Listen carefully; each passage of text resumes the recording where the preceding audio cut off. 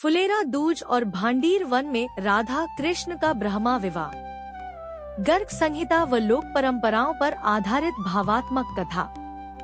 द्वापर युग का वह दिव्य समय। वसंत ऋतु अपने पूर्ण यौवन पर थी। फुलेरा दूज का शुभ दिन था। वृंदावन का भांडीर वन सुगंधित पुष्पों, कोयल की मधुर कूक और मंद पवन से अलौकिक बन चुका था। उस दिन का वातावरण और मौसम। उस दिन आकाश हल्का गुलाबी और सुनहरी आभा से भरा था। शीतल समीर बह रही थी, मानो स्वयं प्रकृति विवाह का मंगलाचार कर रही हो। वृक्ष झुक झुक कर मानो प्रणाम कर रहे थे, पुष्प स्वतः झर रहे थे और यमुना जी की लहरें भी आज कुछ अधिक मधुर संगीत रच रही थी। भांडीर वन की सजावट। भांडीर वन को देवताओं ने स्वयं सजाया था। अशोक और आम के पत्तों की तोरणे, चंपा, केसर, कमल और पारिजात के पुष्प, रत्नों से जड़ा दिव्य मंडप, भूमि पर स्वर्णिम रंगोली। स्वयं विश्वकर्मा ने विवाह मंडप की रचना की थी। हल्दी, मेहंदी और संगीत। हल्दी में गोपियां मंगल गीत गा रही थी। राधा रानी की हथेलियों पर देवी पार्वती ने मेहंदी रचाई। नारद मुनि वीणा पर प्रेम राग छेड़ रहे थे। अप्सराएं नृत्य कर रही थी। पूरा भांडीर वन प्रेम और आनंद से गूंज उठा। राधा कृष्ण का मंगल स्नान। विवाह से पूर्व मंगल स्नान हुआ। स्नान में उपयोग की गई वस्तुएं: केसर मिश्रित दूध, गंगा जल, यमुना जल और सरस्वती जल, चंदन, कुमकुम, हल्दी, कमल, बेला, मोगरा के पुष्प, स्नान कराने वाले। गोपियां प्रेम और सखी भाव से लक्ष्मी, पार्वती, सरस्वती देवी रूप में। ब्रह्मा जी ने मंत्रोच्चार किया। राधा रानी का वधू रूप। माता पार्वती ने धैर्य और सौभाग्य का आशीर्वाद दिया।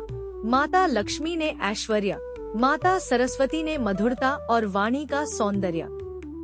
वस्त्र और आभूषण: रक्तवर्ण और स्वर्णिम साड़ी, मणिमय हार, नूपुर, कंगन, मांग टीका, नथ, बाजूबंद।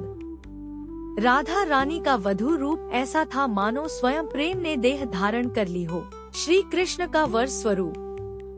भगवान शिव ने तिलक और दिव्य तेज, विष्णु ने पीतांबर, इंद्र ने मुकुट, बलराम दाऊ ने स्नेह और आशीर्वाद दिया।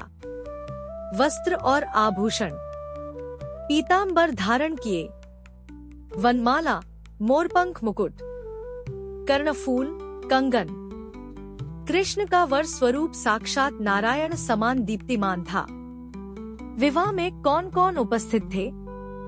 इस दिव्य विवाह में भगवान ब्रह्मा, विवाह के विधाता, भगवान विष्णु, शिव, इंद्र, नारद, सूर्य, चंद्र, माता पार्वती, लक्ष्मी, सरस्वती, बलराम दाऊ, सभी देवगण, ऋषि मुनि, ब्रज की गोपियां, ग्वाल बाल, पशु, पक्षी, वृक्ष, लताएं, सभी साक्षी बने।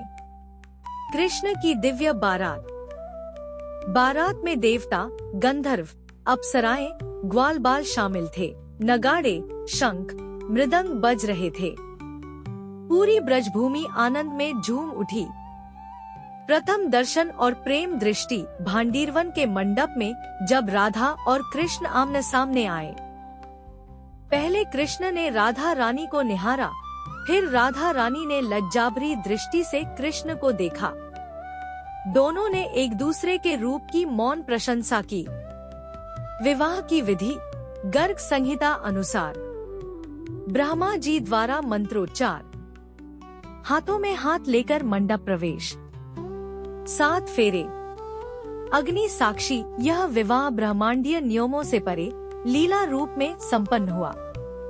राधा रानी का भांडीरवन को वरदान।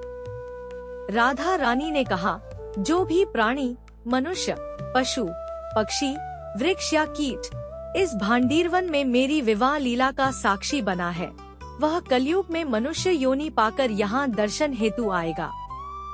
ऐसे जीव पर मेरी और कृष्ण की विशेष कृपा बनी रहेगी। उसे गोलोक या वैकुंठ की प्राप्ति होगी और वह जन्म मृत्यु के बंधन से मुक्त होगा। भांडीर वन कौन जा सकता है? जो सच्चे प्रेम और भक्ति भाव से आए, अहंकार त्याग कर कृष्ण राधा को स्मरण करे, किसी भेदभाव के बिना श्रद्धा रखे, वही भांडीर वन की दिव्यता को अनुभव कर सकता है। कथा का अर्थ। राधा कृष्ण का विवाह हमें सिखाता है कि सच्चा प्रेम अधिकार नहीं, समर्पण है। यह कथा बताती है कि जब आत्मा राधा परमात्मा कृष्ण से मिलती है तब मोक्ष प्राप्त होता है। फुलेरा दूज हमें याद दिलाती है कि प्रेम, भक्ति और विनम्रता ही जीवन का परम सत्य है। जय श्री राधे कृष्ण।